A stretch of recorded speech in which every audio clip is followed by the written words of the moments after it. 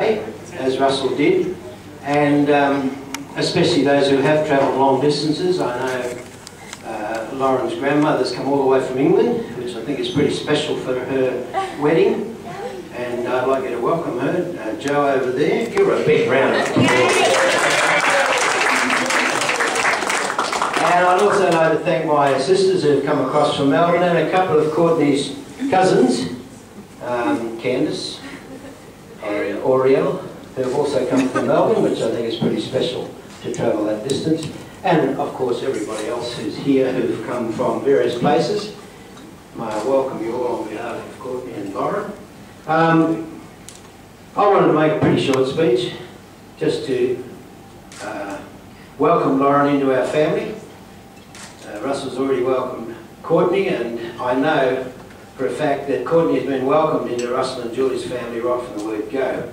It's interesting, that's one of the first things that Courtney ever said to me, was that how welcome he was when he first walked into their family, especially probably looking the way he did at the time. But I guess it would have been a bit of a shock. He looks almost conservative now. But I would like to welcome Lauren into our family, of course, with the same sincerity, because since we've known her, she's been a delight to know. She's been a quiet but very, very resilient sort of a girl, especially putting up with Courtney's jokes, if you could call them that, and all the rubbish she talks. But she has shown great resilience in that respect, and I'm sure that'll carry on during their married life. We're pretty proud of Courtney.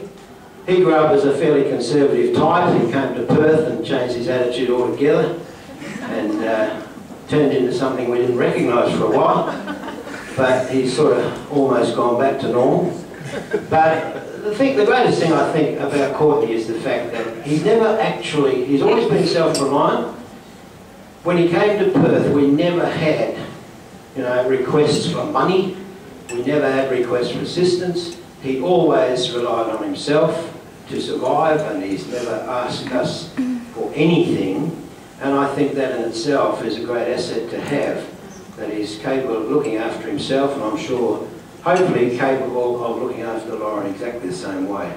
So we congratulate him for that. I think, basically, that's about all I want to say, except that I don't know why this came about. The day that Tennille got married and Nathan, I sang a little song for them, and I was asked to do the same today for Courtney and Lauren. The song that I sang for Tennille and Nathan was a fairly sincere sort of a love song, I suppose you'd call it. Today's song is not quite the same vein. In fact, I've taken a little bit of poetic license with the facts. So if I say things in the song that don't really add up, you'll know the reason why. It probably just makes it rhyme better. And secondly, the tune I've stolen from somewhere else. Some of you may even recognise it. But I'd like to sing it for you right now. This is a bit of light entertainment.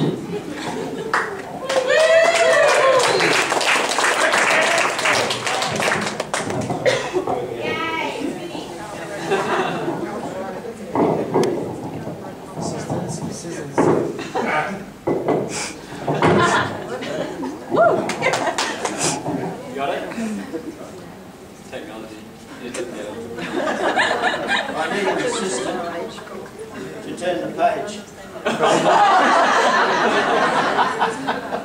Second best man. Actually, before I sing this song, there's something I did forget to do altogether. We all know this is a special occasion as a wedding, but it's also Happy birthday to you. Happy birthday to you. Happy birthday, dear Lauren. Happy birthday to you. Hooray! Hooray!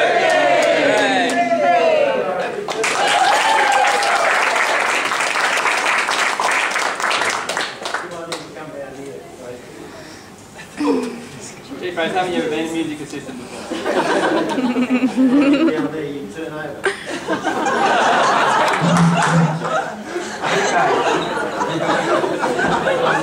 This I don't make a total mess. He can't read music, can he? Courtney and Lauren were lovers. He met her at a party one night. He said, "Chickie babe, you're mighty good looking. In fact, I think you're a bit of alright. You love me for sure when you see my Commodore." Now Lauren was still at her high school, and Courtney at commerce was slogging. Once they hit the back of the Holden, there was plenty of cuddling and snogging. That's kissing for sure in the old Commodore. He took on the Jesus look long hair, dyed it black so it would shine.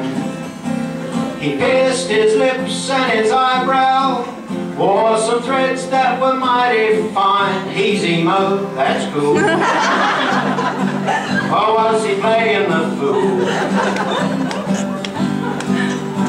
They settled into domesticity. De facto it worked like a tonic.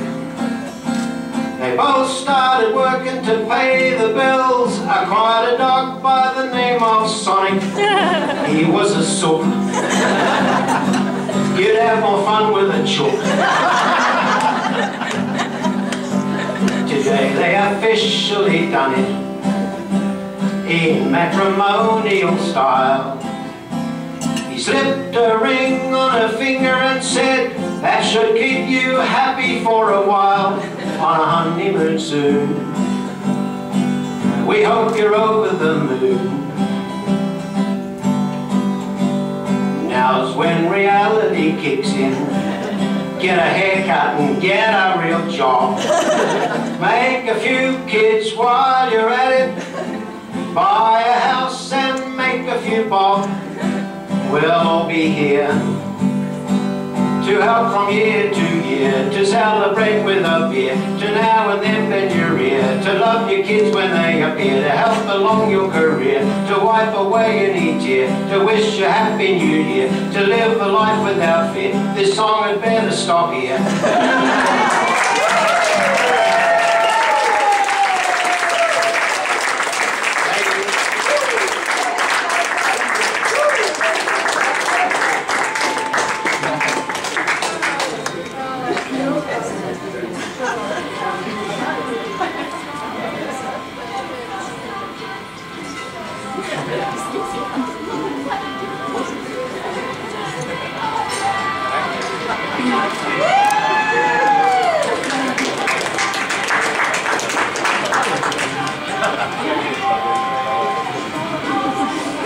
Now it's my turn.